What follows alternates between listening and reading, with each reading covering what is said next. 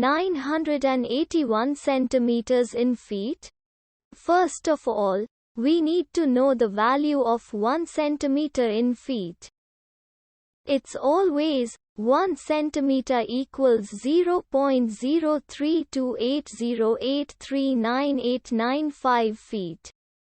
Now we have to multiply 0.03280839895 by 981.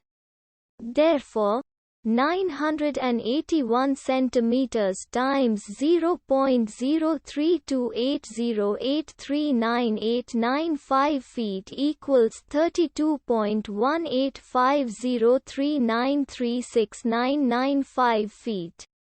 So, in other words, 981 centimeters equals 32.185039369995 feet. We hope you have enjoyed this video. Please like and subscribe to our channel for more videos like this.